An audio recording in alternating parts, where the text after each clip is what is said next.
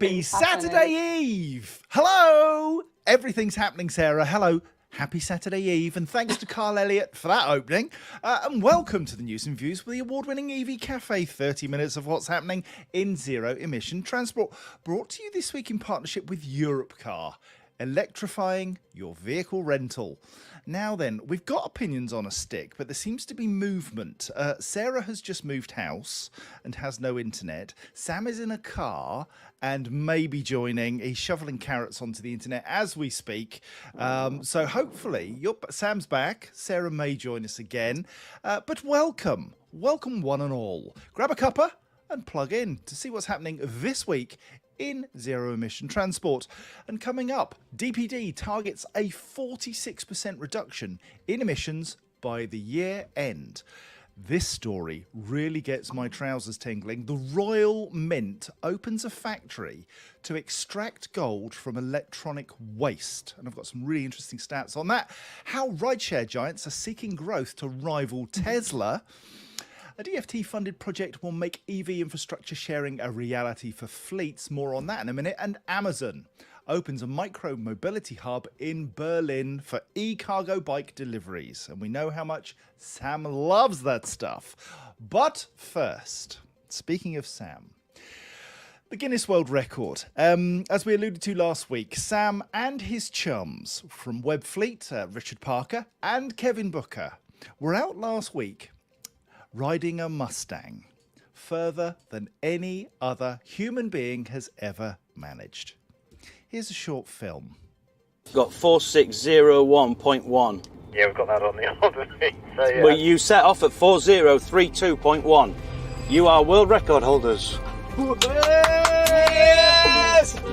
All right, I can barely believe I'm saying this. It's 6 minutes past 2 in the morning. We've been going for nearly 24 hours, and we've just broken the Guinness World Record for the longest journey ever done on a single charge in an electric car of 569 miles, and we're still going.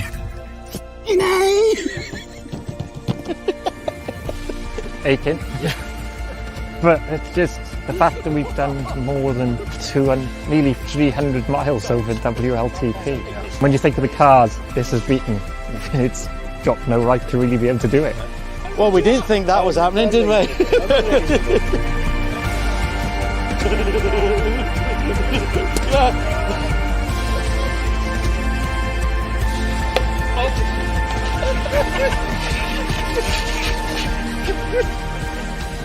Well, we started at 2 o'clock on Saturday morning and we finished at 2 o'clock on Sunday morning. So that's a long time, day and night. Just kind of showing what you can do. You know, when you think how much this car did above its official range, no one can say an excuse that they don't go far enough. The car outdid the endurance of both of us, pretty much. One charge. What's next? Well, for me, I've got to think about 2 wheels and maybe 6 or 8. For me, I don't know. I've run out of driving licenses to be able to drive anything that's got more wheels, or less wheels even.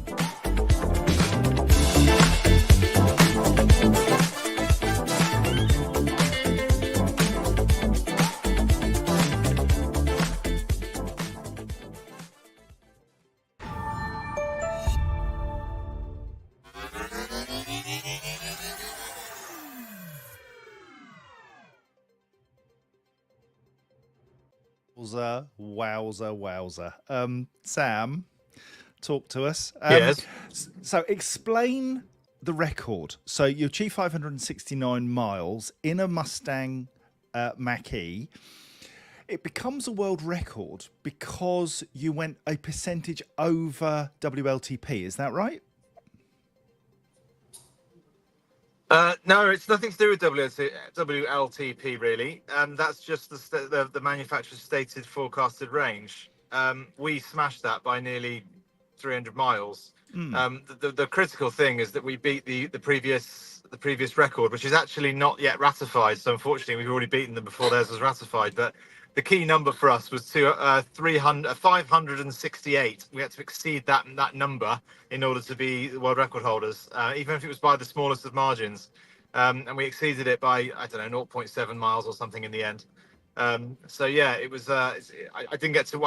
The video wasn't for working for me in my car just now, so I didn't get to see what you just watched. But I heard a couple of snippets that popped up, and it just reminded me of how much of a challenge it was. And it was endurance like nothing else. So yeah, very proud that we're able to achieve it. Kevin, as always, is a fantastic driver. Richard from Webfleet did a great job, not just on the day, but also all the prep that we had to put in, because it took a lot of time, a lot of effort. A lot of late nights, a lot of weekends working all this out. Sarah, in addition, has been massively helpful, trying to help me with the best routes and the best way to try and plot this so we could get it done.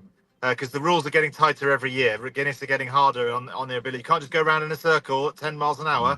You've got to do a proper journey, and that took a lot of planning. So yeah, very, very, very proud to be a multiple Guinness World Record holder now. And what's the practical value of this, mate? Because I mean, I think for me, it's very much about the amount of people who have seen this video and seen the fact that you can drive an electric vehicle for that distance. You're talking many, many millions of people around the world who maybe previously have said, do you know what, electric vehicles can only go to the shops a couple of times a week and then they're out of charge. Is that the big point of doing this? I think so. Yes, I think really, John. I mean, as like doing the motorbike on the rally for 5 days and 1,500 miles, and then doing nearly 600 miles in an electric car. That's not normal, right? That's not real world. But what it does do is it proves the art of the possible. And if that just highlights things a little bit, and the van record, of course, last year as well. If these things just give people puts it on the map, right? It doesn't mean we're not saying that's what people can do. We're just saying that's what these things are capable of doing. And if that just highlights, like you made reference to, John, the impressions on the car record is hundreds of millions of views in the UK alone in the first 2 days. If there's a handful of people in that group that've gone, actually, maybe I ought to give these EVs a try, then we're winning, right? And that's really what it comes down to. Yes, it was controlled environments. Yes, we were averaging 35 miles an hour for 24 hours with brakes and traffic and everything else.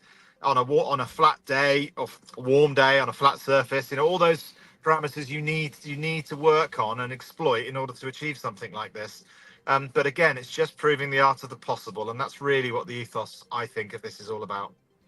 It's fitting that you've done it during the Olympics as well, because you've had many millions of people watching the Olympics and seeing world records getting smashed left, right and centre. And there's a huge hurrah, quite rightly, for the amount of effort that goes into creating those world records. But I have to say, Sam, I don't think you should be in any way heralded any differently. You are one of the most incredible human beings on this planet for doing what you and Kevin have done. And you get our gold medal, mate. Well done. Good effort. Thank you. Well done, right, should we go on with the news? No, before we move on, you absolutely have to acknowledge the AA, who supported the record attempt throughout, of course, and Generate Media, who know exactly how to capture the emotion of the day. I was honoured and privileged to be behind the scenes because I was a bit busy in the end and couldn't attend in person. But I got to see this incredible teamwork, this collaborative ethos, that no challenge was too big. Everybody was on the text. Everyone was Googling, trying to find the best next option for people to take. And we all were just heart and mouth at the end and just really willing you on. So once again, thank you for pushing the boundaries so that we can all follow. Yeah, absolutely. Bang on, my friend. Well done. Good effort all round. Right. Let's get on with the news. A third of DPD's final mile van fleet is now electric, and 95% of its transport fleet is running on hydrogenated vegetable oil, otherwise known as HVO.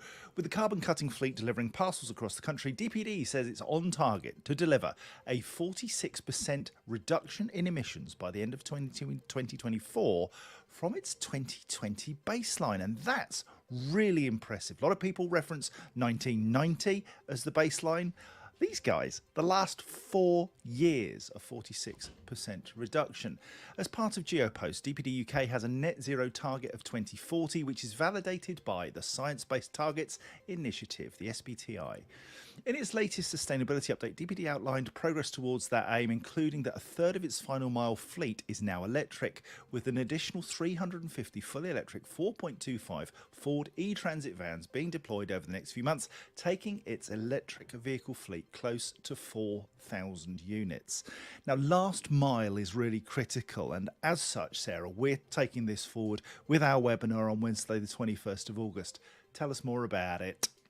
Yeah, it is a really important thing to talk about because we all have got this terrible habit of ordering stuff online and then nobody really thinks about how it even gets there. And some brilliant companies do offer you green deliveries, or do you really have to have it delivered in separate parcels, etc. So that's really, really important step. But those vehicles are what's critical. And kudos to DPD in the same way as this world record. They've always been demonstrating the art of the possible. They've never once claimed to be perfect at it. And what I think about their branding is it's so prominent, so prevalent with the cable and the plug. People see that pull up on their driveway with their parcel and they just think, oh, that worked. Yeah, I've got a delivery driver called Geraldine who comes from DPD with her little electric van, and she loves it. Wouldn't give it back for all the tea in Tesco's. So she understands the value. And when she got it, she hated it. She said, nope, don't like this. Give me my diesel van back. And some 3 or 4 months in, she's just in love. Now then, Sam, we've got some great guests on the webinar. Mike Cutts from Iveco, Stuart Murphy of Royal Mail, and Paul McCormack of Decarbon Logistics. What are you hoping to get out of that webinar on Wednesday the 21st at 12 noon? Oh, I think, John, there's always some good, strong debates and some different opinions on how to tackle last mile delivery. Yeah, and just to echo Sarah's point, DPD have done a phenomenal job. I was a competitor of theirs for 10 years, and I understand how difficult it is to deliver these things for us. And they just keep getting better at it. And they really are the flag bearer for environmental logistics. And let's not forget that these guys are working like Trojans on the slenderest of margins, and yet they still deliver for us time and time again. I know it's summer and the sun is shining, but they'll all be working feverishly right now, working out how to deal with Christmas. It takes all year to plan for 3 or 4 days a year just so that we can get our stuff when we need it. And then to add the complexity of zero emission on top of that, it's an incredible undertaking. So I doff my cap to them. But yeah, as far as last mile logistics is concerned for the webinar, John, yeah, it's hopefully it's a good debate as always. As you well know, there are certain things that I support in small niche worlds, and there's some things I support in larger macro logic. Much like your lady who comes up in her small van, not a small bicycle, to deliver your stuff, because that's the best way of doing it. But anyway, we can discuss this more when we have the webinar. Excellent. So the webinar is on 21st of August at 12 noon. You can register at www.evcafe.org/register, and that gets you the Zoom link, and then you can have chat and you can send your comments in and we'll read them out and we'll pick up what you've got to say, and who knows, we might even get you on the webinar itself. So Mike Cutts from Iveco, Stuart Murphy of Royal Mail, and Paul McCormack of Decarbon Logistics. Tune in then. Now then, the Royal Mint, this story just gives me buzzes. The Royal Mint has started extracting gold embedded in old phones and TVs to make commemorative coins and jewellery in what has been hailed as a world first. The UK's coin maker has opened a factory in South Wales which will be processing up to 4,000 tonnes of printed circuit boards from e-waste every year. As well as recycling the circuit boards it receives, the Royal Mint is working towards receiving the entire items, computers, mobile phones, server equipment, so that it can be involved in the full process. Now, I heard about this about 3 years ago, and an incredible statistic that in Scotland we throw away £50 million worth of gold embedded in electronics every single year. Now, if you work out that Scotland is about 10% of the entire UK, that could be as much as £500 million worth of gold, which can be recovered. If we can do it with gold, because there's that value, what else can we do it with? Brilliant piece of information. Good to see this. It's innovative, it's unusual, it's proper sustainability, Sarah. Yeah, I love it. I love it as well. Actually, I was out in London, Paddington, waiting for a train, and I couldn't help but notice Accessorize, a popular high street jewellery shop, had a whole column devoted to recycled gold. And I'd never even heard of this concept. So I hope it isn't just commemorative coins and things that are a bit silly, or perhaps it can then be diverted to create, in true recycling form, reduce, reuse, recycle, right? It's not just turning it into something else. Let's see how best we can use that recovered gold, and all the better. I hope as well the plant is using renewable energy. I'm sure it is. Can't wait to hear more about it. Thanks for including it. I've just had a brilliant idea. Go on. Why don't the Royal Mint strike a coin for Kevin and Sam from recycled gold from circuit boards? Not that. I thought you were going to say for the EV Cafe, John. Get your priorities straight. The record's in the bag. We need something else. Now then, we've been championing a couple of surveys. The pay-through survey, which was a driver survey, finding out what's been going on. And there are 4 pillars, 4 outputs from that survey, which we're going through on social media with pay-through to highlight the value that the charging networks provide in the UK and some of the challenges that there are. And I promised Warren at the Electric Vehicle Association of England that I would also put the link to their great charging survey onto the LinkedIn page for the EV Cafe, which I've done this morning. So below this particular broadcast, you'll find the link to that survey. If you're an EV driver and you want to have your say, go to the EVA of England, their website, and I'll keep putting the link out so that you can see that and contribute, because it's important, Sam, that we all have our say. You like to have your say. It's important everybody has their say, and off he goes. But what I would say, that, John, is that it's, never underestimate the power of sharing via the EV Cafe, actually. So please do all answer that EVA. We've, since the survey results came back in, Pay-Through is now leading on what's called the payments charter. So making better payments for everyone in EV who are suffering with the same things. Obviously, not all CPOs are equal, as Sam said, but those that are struggling can use the charter to better things for their drivers and therefore be more profitable. Who doesn't want that? Yeah, we've got to get everybody up to the standard that is being set in the industry, the very best standard, Sam. It's important that drivers have their say and they make that commitment to give their views so that we can get the best public charging that money can buy. Absolutely. Yeah, and it's all good feedback, isn't it? We need voices from everywhere and across the industry in this what is still a reasonably nascent market to learn and how to improve, and that comes from all different facets, from people on the inside, people on the outside, and everywhere else in between. So yeah, we need all this feedback to understand how best to do better.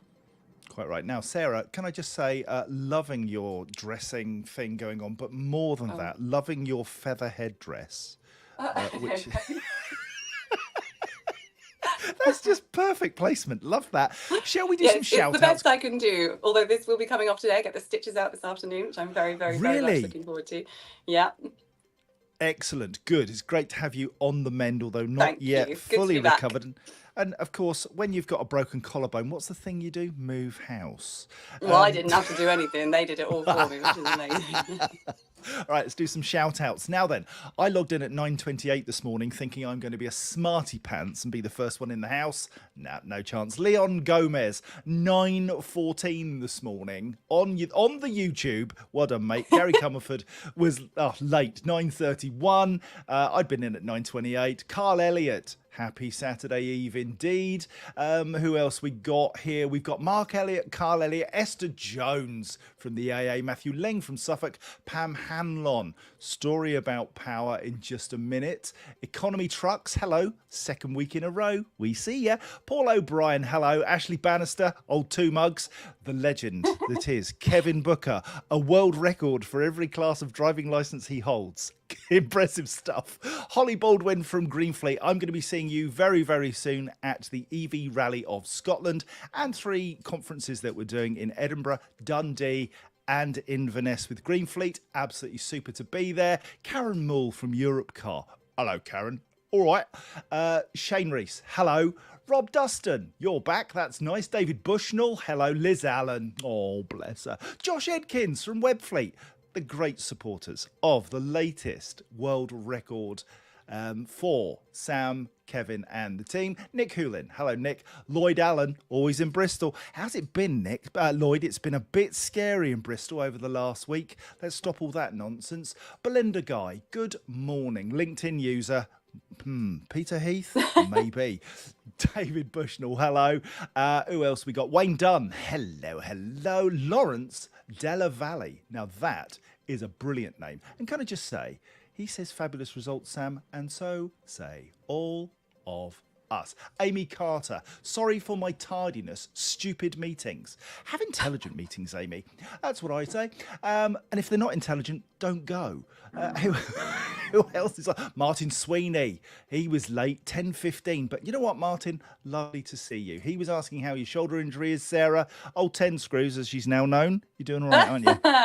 Yeah, I think, a tattoo with 10 little stars on, I think, would be good. Oh, not more tattoos. Listen, everybody, thank you so much for being here. It really is amazing. Every week you turn up, and it genuinely gives me a purpose in life to have the EV Cafe and you guys. Now then, despite some hesitancy surrounding EV adoption among some fleets, rideshare giants like Uber and Splend are forging ahead with bold new strategies. Their commitment is signalling good times ahead in the electric fleet sector, showcasing how alternative ownership models can help EV fleets thrive. And so we bring you some news from around the world. Uber is teaming up with BYD to bring 100,000 of the Chinese automaker's electric vehicles to the ride-sharing app. Splend, Australia's largest vehicle subscription provider for ride-sharing drivers, has secured another 20 million from the Australian government-backed Clean Energy Finance Corporation to increase its electric vehicle fleet. Just two examples of how innovative funding and partnership and collaboration are helping to champion the growth of electric vehicles. Sam, far from all of the stuff you read in the Daily Fail, he's gone again. Sarah, yeah, and also this is very much my story, so I'll fill him till he's back with your question. So I saw this and I loved it because obviously when we used to do the news as part of the monthly webinar that everyone was gagging for more, so we do it weekly now, we actually featured this story some 2 years ago when it was Hertz and was sort of teaming up to do the supply in 5 major cities across Europe. So that's the trial that led to this. Now, volume is what's dictated the change in this flow of vehicle sort of use. But what I would say is, whilst we're trying to decarbonise, I've said this so many times, if we simply replace every internal combustion engine on the road with an electric one, we've kind of failed already, because that's too many vehicles for our current population level, as we're seeing from our towns and our cities and our congestion. It's not just air pollution, it's congestion as well. For 1 month, I've not had a car. So I've been at the mercy of taxis and lifts. Do you know what? It's been all right. It's been bizarrely okay. You just make different decisions. You change your meetings. You change your lifestyle around the availability of your transport. And don't forget, I live hyper rurally as well. So, you know, if anybody can do it, I've done it before. I've done it this time. And I am quite glad to be getting my car back, though, I might add. But well done again to BYD, right there where it's needed. I'm starting to see some of them on the roads as well. They're just a phenomenal company to watch. Yeah, it's lovely to see a BYD dolphin or seal, in the Yeah, car it park, is. and you go, oh, "There's one there. It's a BYD." I'm that sad. Me too. Sam, do you go charger spotting when you go on holiday? Is that the sort of thing that you get I involved do. in? Because I do that. I do.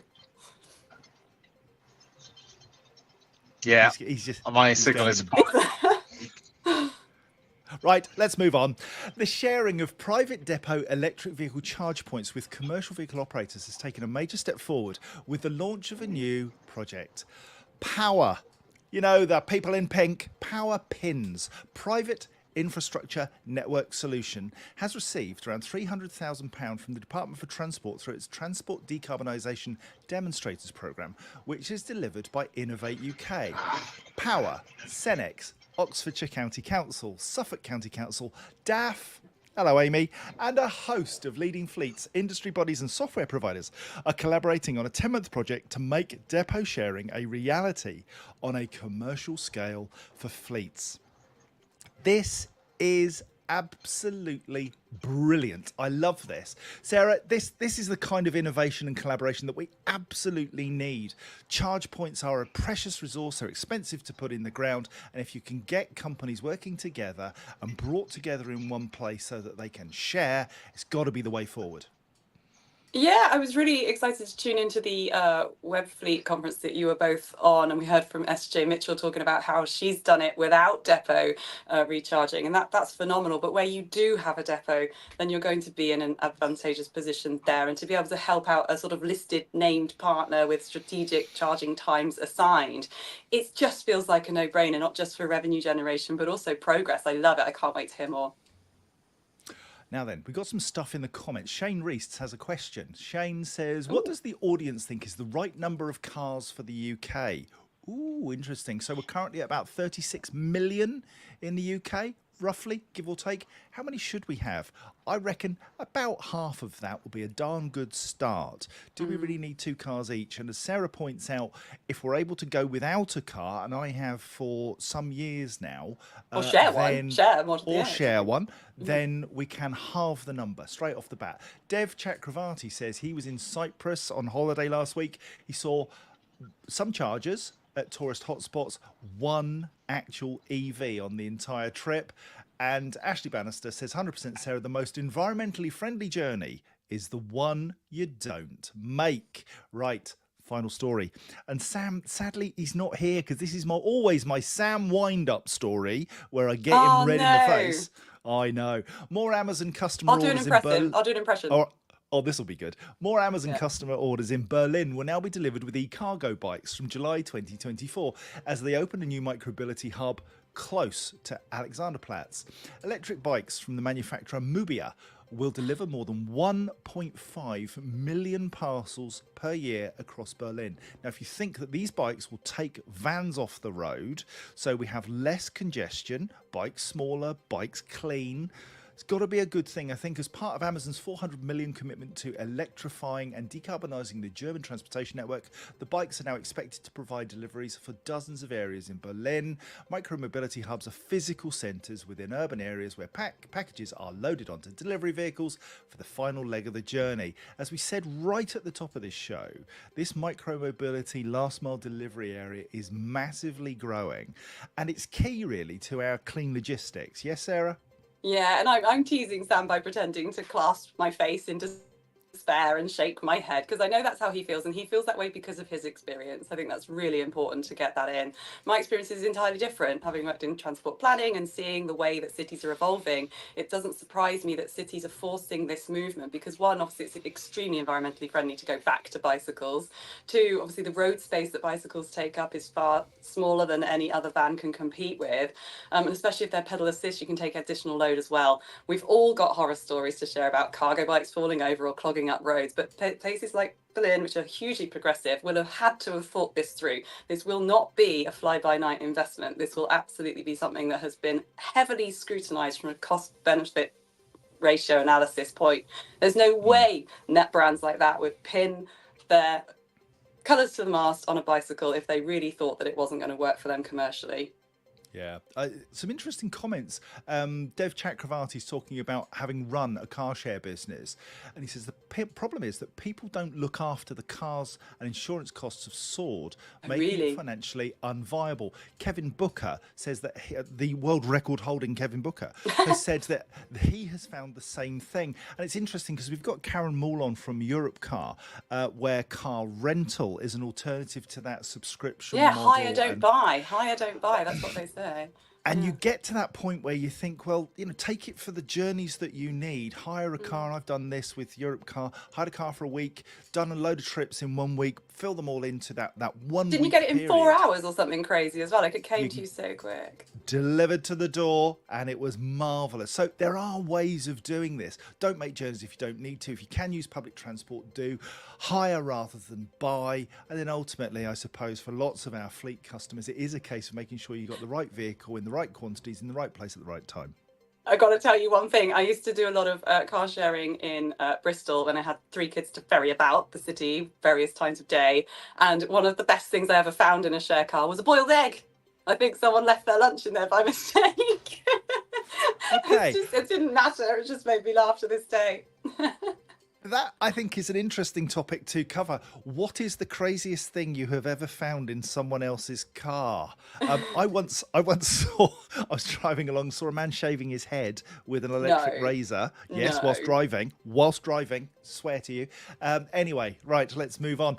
Now, what does Karen say? She says, thanks, John, and trial our EV range before committing to buy one. She's absolutely right. You know, if you want to try Yes, 3 or good 4 point. different types, if you want to try a Mercedes, you want to try a Tesla, you want to try an MG, fire along to Europe Car. There's a 20% discount deal on at the moment, and I'll put the link in the EV Cafe LinkedIn page so that you can find that and go and get yourself 20% off. Get your bum an electric car, give it a try, or try something different. Good. I think we're done. If you've got any clean transport, PR, or news stories you'd like us to cover, please send them to us at hello@evcafe.org. Until next Friday, it's goodbye from me and it's goodbye from her. This has been an EV Cafe production brought to you this week in partnership with the aforementioned Europe Car. Electrify your vehicle rental. Other sustainability news services are available, but this is just funner.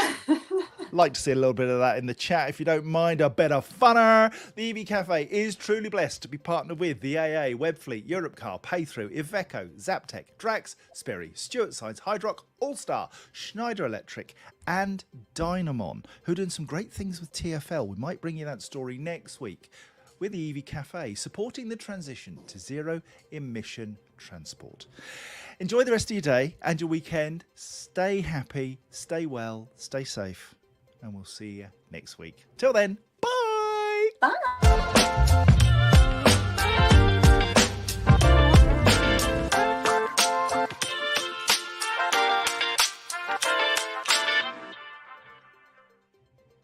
Amy Carter says it's the funnest. Yeah, Can't argue. funny.